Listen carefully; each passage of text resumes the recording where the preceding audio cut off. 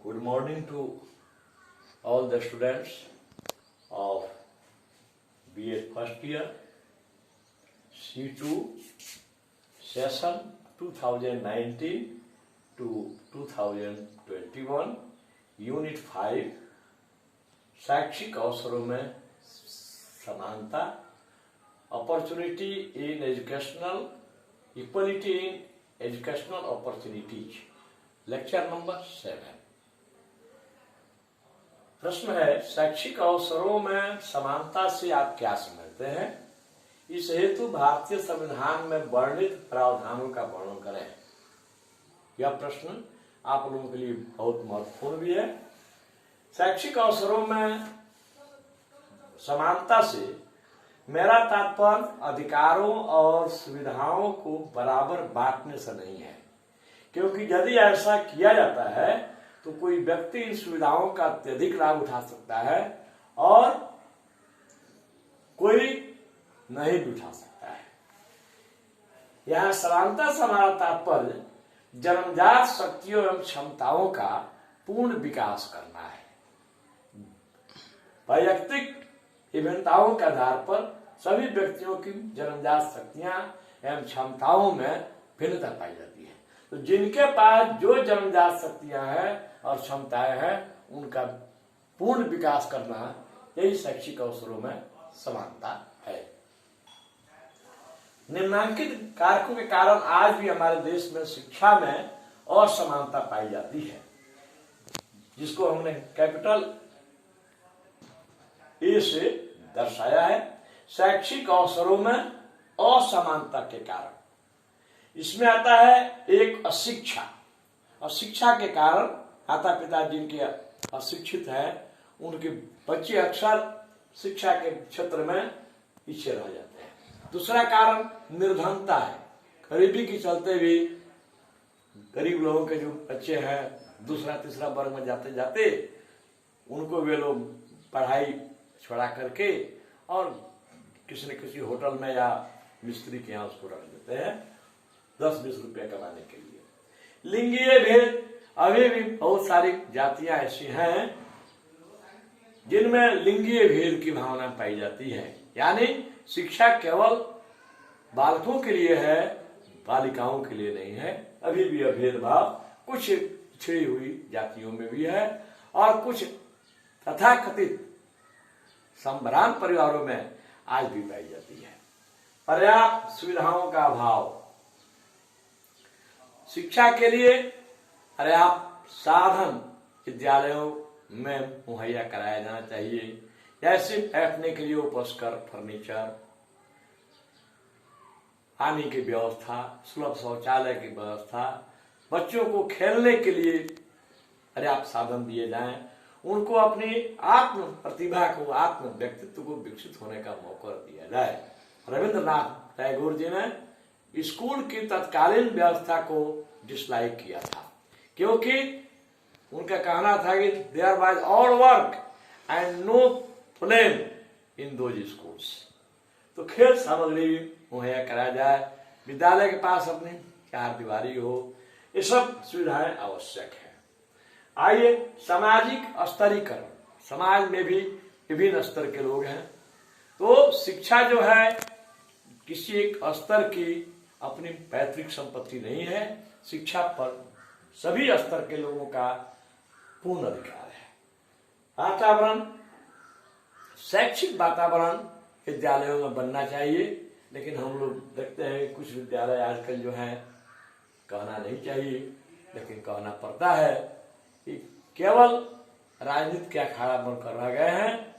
यह जो है शैक्षिक वातावरण को दूषित करता है। शिक्षा का स्तर में अंतर है। कुछ राज्य ऐसे हैं जो साक्षरता के क्षेत्र में, शिक्षा क्षेत्र में बहुत आगे हैं, जैसे केरल। लेकिन कुछ राज्य ऐसे हैं जो अभी भी पिछड़े हुए हैं। उसमें अपना राज्य बिहार भी आता है, उड़ीसा भी आता है, मध्य प्रदेश भी आता है। सब राज्य शिक्षा के क्षेत्र में भी पिछड़े हुए हैं। अन्य कारक भी हैं, सामाजिक अंधविश्वास, कुरीतियां इत्यादि अभी भी घर कर रही हैं। बाल विवाह, कुछ जातियों में भी बाल विवाह हो जाता है, नियम बनने, कानून बनने के बाद भी। तो अन्य कारक भी जो हैं ये जो है शिक्षा के क्षेत्र में शैक्षिक अवसरों में असमानता कारक है। बी में आता है शिक्षा में अवसरों में असमानता के क्षेत्र। कहाँ कहाँ असमानता पाई जाती है? एक में स्त्री शिक्षा के क्षेत्र में। अभी हमने बताया कि स्त्री शिक्षा के क्षेत्र में अभी भी कुछ जातियों में लिंग भेद अभी चल रहा है। निःशक्त शिक्षा, जिनको माननीय प्रधानमंत्री नरेंद्र मोदी जी ने दिव्यांग शब्द से निःशक्तों को संबोधित किया है, उनकी शिक्षा के क्षेत्र में भी अभी पूर्ण रूप से समानता नहीं आई है। निर्धनों की शिक्षा, अभी भी लोग जो है शिक्षा के क्षेत्र में, गरीब लोग शिक्षा का महत्व नहीं समझ पा रहे हैं। बच्चों को थोड़ी लालच में हटा करके जाकर मिस्त्री के यहाँ होटल में रख देते हैं। ग्रामीण और शहरी क्षेत्रों में शिक्षा, शहरी क्षेत्र के जो विद्यालय हैं उनमें अधिक सुविधाएं हैं। ग्रामीण क्षेत्रों खास करके दियारा इलाकों में और जंगली क्षेत्रों में अभी भी सुविधाओं का अभाव है। प्रौढ़ शिक्षा, अभी भी जो है प्रौढ़ शिक्षा के क्षेत्र में असमानता है। बहुत सारे प्रौढ़ लोग हैं जिनको अभी भी साक्षर नहीं बनाया जा सका है, इतना प्रयास करने के बावजूद। प्रादेशिक असंतुलन, कुछ क्षेत्रों में विद्यालय पर विद्यालय है, 1-1 किलोमीटर के अंदर में ही है, हर गांव में विद्यालय है। इसके अलावा कुछ क्षेत्र ऐसे हैं जहां पर बहुत दूर दूर तक विद्यालय देखने को नहीं मिलते हैं। पिछड़े वर्गों की शिक्षा में भी जो है असमानता पाई जाती है। पिछड़े वर्गों की शिक्षा जो है अभी भी इन लोगों को जितना शिक्षित होना चाहिए उतना ये नहीं हो पाए हैं। अनुसूचित जाति एवं अनुसूचित जनजाति की शिक्षा 1981 में जब जनगणना हुआ था तो देश की आधी आबादी केवल SC और ST की आबादी थी, लेकिन शिक्षा के क्षेत्र में अभी भी लोग बहुत पिछड़े हुए हैं। आइए सी में है शिक्षा में शैक्षिक अवसरों का महत्व। इसमें है समाजवादी समाज की स्थापना हेतु। जब शैक्षिक अवसर सबों को मिलेगा तो समाजवादी समाज की स्थापना होगी। क्योंकि और इसी में समाजवाद का मतलब है समाज के सभी लोगों का को विकसित होने का एक समान अवसर प्रदान किया जाना, ताकि समाज में कोई वर्ग वंचित नहीं रहे। उसके बाद हम निरक्षरता उन्मूलन हेतु अभी भी सरकार के द्वारा, NGO के द्वारा बहुत सारे प्रौढ़ शिक्षा कार्यक्रम चलाए जा रहे हैं। वयस्क शिक्षा है, निरौपचारिक शिक्षा कार्यक्रम है, फिर भी अभी निरक्षरता का उन्मूलन नहीं हो पाया है। आर्थिक विकास के लिए शिक्षा में शैक्षिक अवसरों का महत्व है। जब नागरिक पढ़ लिख करके कुशल नागरिक बनेगा, उसको व्यावसायिक शिक्षा दी जाएगी तो निश्चित रूप से उसका विकास होगा, उसके परिवार का विकास होगा, समाज का विकास होगा और अंततोगत्वा राष्ट्र का भी विकास होगा। सामाजिक परिवर्तन हेतु समाज में अभी भी रूढ़ियां फैली हुई हैं, अंधविश्वास फैले हुए हैं, भूत प्रेत जादू टोना, ये सब अशिक्षा की हेतु देन है। तो सामाजिक परिवर्तन लाने के लिए, समाज के उत्थान के लिए, रचनात्मक कार्य करने के लिए शैक्षिक अवसरों का महत्व है। और जब शिक्षा रहेगी तभी लोग राजनीतिक जागरूक बनेंगे, तभी वे लोग एक वोट का महत्व समझेंगे। जो लोकतंत्र की सफलता के लिए शिक्षा जो है बहुत आवश्यक है। नैतिकता के मूल्यों के विकास हेतु नैतिक मूल्य हमारे हैं सेवा भाव, जरूरतमंद की सेवा करना, शुश्रूषा करना और दया परोपकार, ये सब हमारे नैतिक मूल्य हैं। इनके विकास के लिए इसका महत्व है। व्यक्तित्व का सतुलित विकास केवल शिक्षा के द्वारा हो सकता है, क्योंकि इसमें शारीरिक, मानसिक या बौद्धिक और आध्यात्मिक तीनों पक्ष आ जाते हैं। छिपी प्रतिभाओं के विकास हेतु समाज में, गांव में अभी भी बहुत सारी ऐसी प्रतिभाएं हैं जो छिपी हुई हैं, उनको विकसित होने का मौका हम शिक्षा के द्वारा ही दे सकते हैं। नेक्स्ट, राष्ट्र एवं सामाजिक मूल्यों के विकास हेतु शिक्षा के द्वारा ही हम समझेंगे। यह पहले राष्ट्र है, उसके बाद हम हिंदू, मुस्लिम, सिख, ईसाई जो हैं, बिहारी, पंजाबी, हिमाचल प्रदेश के, चंडीगढ़ के, ये सब बाद में है, पहले हमारा राष्ट्र है, उसके बाद हम। नेक्स्ट है शिक्षा में समानता के अवसरों के सूचक डी है प्रवेश के अवसर। सभी बच्चों को विद्यालय में नामांकित होने का अवसर मिलना चाहिए बिना किसी भेदभाव के। विद्यालय में जो बच्चे आए हैं, वर्ग 1 में नाम अगर एडमिशन होता है तो वे वर्ग 7 तक विद्यालय में पढ़े, यही है ठहराव। अगर इस बीच में विद्यालय छोड़ देते हैं तो इसको हम छीजन कहते हैं, इसको हम व्यर्थता कहते हैं, यानी जो भी उन पर खर्च हुआ समय, धन, परिश्रम, वो सब बेकार चला गया। नेक्स्ट है, इसकी हम लोग चर्चा कल के वर्ग में कर चुके हैं। सुविधाओं की समानता। शिक्षा में पुस्तक, लेखन सामग्री, अन्य वस्तुओं की आवश्यकता होती है। सरकार को चाहिए कि कम से कम जो गरीब तबके के, चाहे वे किसी जाति, धर्म, संप्रदाय के हों, किसी भी जाति के हों, जो गरीब है, निर्धन है, उनको उसकी सुविधा मिलनी चाहिए। नेक्स्ट, स्तर की समानता। यहाँ पर जो है विद्यालय में सभी बच्चों के साथ एक समान व्यवहार होना चाहिए। सभी बच्चे चाहे वे किसी भी स्तर के हैं, किसी भी परिवार से बिलोंग करते हैं, उनके साथ शिक्षक के द्वारा, विद्यालय प्रशासन के द्वारा एक समान बर्ताव होना चाहिए। ई, शैक्षिक अवसरों में समानता हेतु समान उपाय। यह है निःशुल्क अनिवार्य शिक्षा, और हम कर चुके हैं। निजी व्ययों में कमी करके। तीसरा है शिक्षण सुविधाओं की व्यवस्था करके, फर्नीचर वगैरह जो है, शिक्षा को आकर्षक बनाया जाए। विद्यालय का जो माहौल हो वह आनंददायी हो और शिक्षा तथा शिक्षण विधियों को आकर्षक बनाया जाए। नेक्स्ट, छात्र विद्यालय में बने रहें।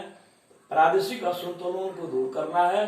कॉमन स्कूल सिस्टम जो है, सभी जाति, सभी धर्म, सभी वर्ग के लोगों को एक समान, एक ही विद्यालय में, एक प्रकार के विद्यालय में एक समान शिक्षा लागू करना, चाहे वो मिनिस्टर हो, चाहे राष्ट्रपति का लड़का हो, चाहे IAS का लड़का हो, चाहे धोनी का लड़का हो, सबके लिए एक समान स्कूल प्रणाली की व्यवस्था है। एक में शैक्षिक अवसरों से संबंधित संवैधानिक प्रावधान। अनुच्छेद 28 बताता है कि राज्य द्वारा पोषित विद्यालय में किसी धर्म विशेष की सुविधा शिक्षा न दी जाएगी। 29 में है प्रत्येक नागरिक अपनी भाषा, लिपि और संस्कृति का संरक्षण करेगा। 30 में अल्पसंख्यकों को संस्थान खोलने का अधिकार होगा। 46 में राज्य SC और ST के विकास हेतु विशेष व्यवस्था करेगा। 350 में प्रत्येक नागरिक को अपनी भाषा में आवेदन करने का अधिकार होगा। 350 ये है भाषाई अल्पसंख्यकों को मातृभाषा में शिक्षा प्राप्त करने का अधिकार होगा। 350 भी है भाषाई अल्पसंख्यक वर्गों के लिए विशेष अधिकारी नियुक्त किए जाएंगे। 351 है हिंदी भाषा के विकास के लिए विशेष निर्देश दिए गए हैं। इस जी में स्त्री संबंधी अधिकार। 15(1) बताता है कि राज्य द्वारा लिंग आधारित भेदभाव नहीं किया जाएगा। 15(3) है स्त्री और बच्चों के लिए विशेष व्यवस्था। 63, 64, 65, 66 है उच्च शिक्षा और शोध का। 64 है वैज्ञानिक एवं प्राविधिक शिक्षा। 14 है यह शिक्षा मूल अधिकार और कर्तव्य। 14 है विधि के समक्ष, कानून के समक्ष बिना लिंग जाति भेदभाव एक समान कानून होगा। अनुच्छेद 15 है सामाजिक समता। 16 है लोक नियोजन। नौकरी में किसी भी जाति को धर्म आधार आदि के नाम पर, धर्म, जाति, संप्रदाय, लिंग आदि के नाम पर भेदभाव नहीं किया जाएगा। लेकिन जो कमजोर वर्ग के हैं, पिछड़े वर्ग के हैं, उनको विशेष तवज्जो दी जाएगी। नेक्स्ट में है राष्ट्रीय शिक्षा नीति 1986 तथा शैक्षिक अवसरों की समानता। महिलाओं के लिए की शिक्षा पर 1986 में बनी थी, इसमें विशेष जोर दिया गया था। नवोदय विद्यालयों में कुल सीट का 1/3 छात्राएं का नामांकन होना था। होता 1/3 छात्राओं का नामांकन होता है तथा साक्षरता अभियानों में 60% सीट महिलाओं के लिए आरक्षित है। एससी की शिक्षा, अनुसूचित जाति की शिक्षा पर विशेष जोर दिया गया है। उनके लिए हरिजन विद्यालय, आवासीय विद्यालय, उनके लिए विशेष छात्रवृत्ति इत्यादि की व्यवस्था की गई है। उनके लिए उस क्षेत्र में जो काम करते हैं शिक्षक, उनके लिए विशेष बोनस की व्यवस्था की गई है। एसटी की शिक्षा, अनुसूचित जनजाति जिसमें थारू वगैरह लोग आते हैं जो जंगल में रहते हैं, उनके लिए भी विशेष आवासीय विद्यालय खोले गए हैं। छात्रावास की व्यवस्था की गई है, छात्रवृत्तियां प्रदान की जाती है। पिछड़े वर्ग की शिक्षा के लिए भी बहुत सारी छात्रवृत्तियां दी गई हैं। अल्पसंख्यक शिक्षा क्षेत्रधन कार्यक्रम योजना में जो है इसमें आता है कि अल्पसंख्यकों को अपनी भाषा, लिपि, संस्कृति आदि को बनाए रखने का अधिकार होगा। विकलांग बालकों के लिए बहुत सारी छात्रवृत्तियां, ऑटो, वो क्या कहते हैं, ट्राई साइकिल्स की व्यवस्था की गई है। उन्हें छात्रवृत्तियां दी जाती हैं। उनके लिए जिला स्तर पर भी छात्रावास बनाने की बात चल रही है। प्रौढ़ शिक्षा, जो व्यक्ति किसी कारण से 35 वर्ष की उम्र पार कर चुके हैं और ऊपर हैं, 35 वर्ष की सीमा से ऊपर हैं, किसी कारण से विद्यालय नहीं जा सके, उनके लिए भी प्रौढ़ शिक्षा कार्यक्रम, चाहे बहुत सारे विद्यालय खुल रहे हैं, बहुत सारे जो है प्रौढ़ शिक्षा कार्यक्रम के अंतर्गत ये NIOS भी अब चल रहा है ना। ये सब चीजें प्रौढ़ शिक्षा में है कि उनको भी साक्षर बनाया जाए, उनको भी राष्ट्र की मुख्य धारा में जोड़ा जाए। निर्धन लोगों हेतु विशेष शिक्षा की व्यवस्था की गई, उन्हें छात्रवृत्तियां देना, उन्हें जो है किसी तरह शिक्षित करके समाज की मुख्य धारा में लाना है। उपर्युक्त विवेचन से इस निष्कर्ष पर पहुंचते हैं कि भारत में सर्वोदय समाज की स्थापना करना हमारे संविधान निर्माताओं का मुख्य लक्ष्य था और वे इस दिशा में कितने तत्पर थे यह उपर्युक्त विवेचन से मालूम हो जाता है। हमारा भी यह प्रथम एवं पुनित कर्तव्य है कि एक शिक्षक के रूप में इसे और आगे मंजिल तक पहुंचाने का महती कार्य संपन्न करें। धन्यवाद।